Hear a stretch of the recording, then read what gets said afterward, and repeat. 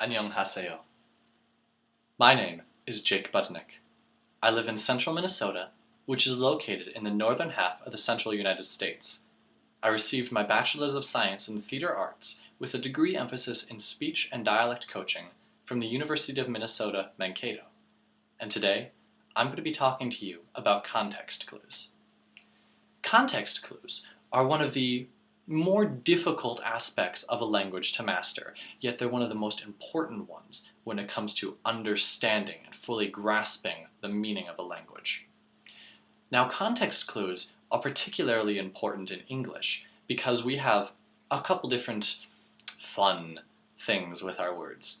We have homonyms and homographs. Homonyms are words that have the same sound but different meanings and different spellings. Examples of this would be aisle, aisle, and aisle. Now these are three words which, as you can tell, sound the same, but have three different spellings and three different meanings. I'll break it down for you. The first aisle is spelt A-I-S-L-E, and that is a row or a path that you would be walking down. You would be walking down an aisle at a church or an aisle in a school. The second one, aisle, spelled I''L'', is a variation on the personal pronoun and is typically used in contexts of I'll be going here. I'll be walking down the aisle to get to school.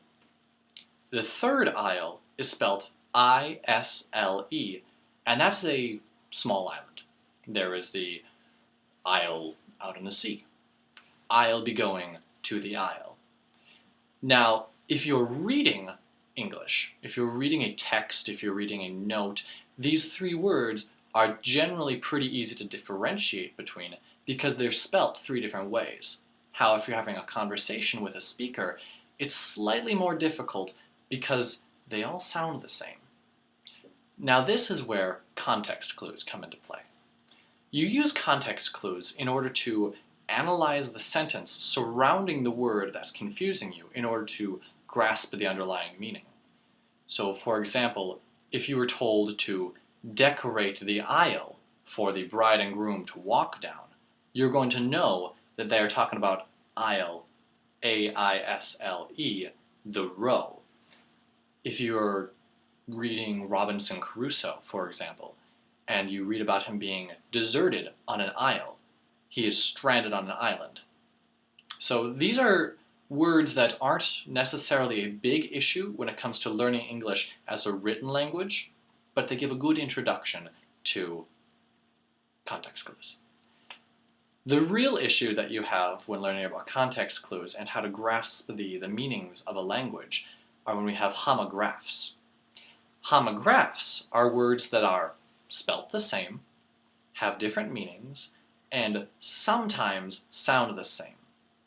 A few examples of this are bow and bow, bass and bass, polish, Polish, tear, tear, produce, produce, wound, and wound. Now these are examples of 6 words that have totally different meanings, but are spelt the same, in their respective pairs, of course. The first one we have is bow and bow, both spelt B-O-W. Differences, of course, are vast. One, bow, is a verb. You will bow to a superior. The other, bow, is a noun, and that is something that you use to shoot an arrow.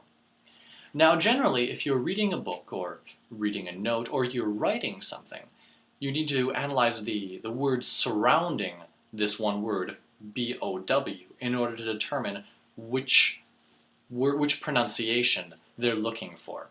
So, for example, if you are reading something about a person going to meet a superior or a king, some form of person who's higher than them, and you come across the word B-O-W, you can generally infer that they are talking about bow.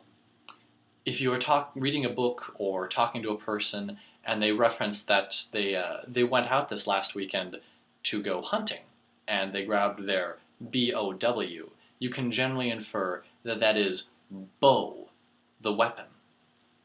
Further down, we have bass and bass. Now, bass, B-A-S-S, is a fish. It's a type of fish native to North America and a few other regions. And then you have bass, which is both a low register tone of voice, and it is a musical instrument. So for example, if you're reading a cookbook and you come across the word B-A-S-S, you can generally infer from the context that the word is placed, that they're looking for an ingredient. However, if you're reading a autobiography or a book about musicians and you come across the word B-A-S-S, you can generally infer that it is bass. So either the singer had a resonant bass voice, or he was very proficient in playing the bass, the stringed instrument. A personal favorite of mine in terms of homographs is this next one, Polish and Polish. Now, it's a personal favorite of mine because I myself am Polish. My great-grandfather immigrated from Poland, and he would have had very nice furniture, which he needed to polish. Two words, same spelling. The slight difference that you might encounter every now and then is Polish, when referring to the nationality, is capitalized. However, if the writer left that off, then you're left with, again, an instance when you need to learn context clues. Now generally, with this one, you can break it down pretty easily. If a person is talking about furniture or glass, then it could be, generally would be, polish, because furniture needs to be polished in order to maintain its shine. You rub away the dust and the dirt, and it makes it polished. You also have Polish furniture that needs to be polished, which is a real favorite of mine. Now, with a sentence like that, sometimes you just need to read through it a couple times and play with the stress on the word to figure out if they are talking about a nationality or a specific style of furniture, or if they're talking about the need to clean it. Another one is tear and tear. My suit has a tear right here that I haven't patched yet. Now this, although I'm not the crying sort, brings a tear to my eye.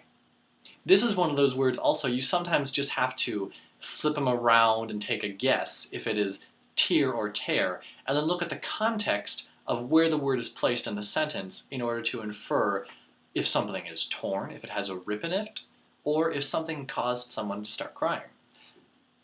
We'll work on that later.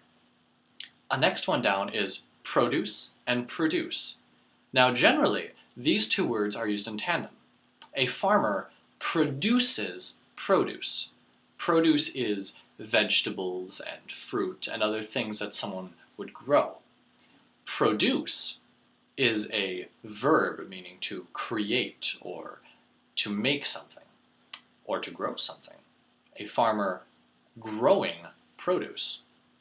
Now again, like every other homograph, sometimes you just need to play with stresses to figure out what is the word they're looking for, or you can use what I prefer, context clues, and look at the other words in the sentence or the book to figure out what's being talked about. So if somebody's talking about they're going to market to get produce, then you know, based on the context, that they are looking for vegetables and fruit. If you talk to a man and he is talking about how he needs to produce more of a certain good, then you can generally infer that he's talking about making these goods.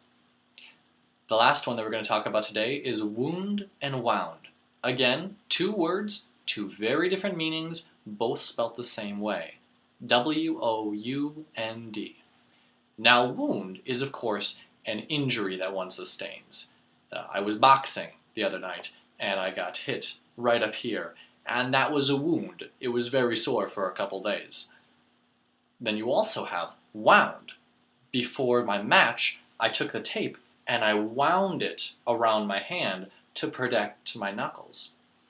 Wound, wound. Typically, you're going to look at context clues again to see if somebody is talking about the injury or the act, the verb wound of wrapping something, around something else. So, that is your brief introduction to context clues in the English language. Thank you very much, and have a great day.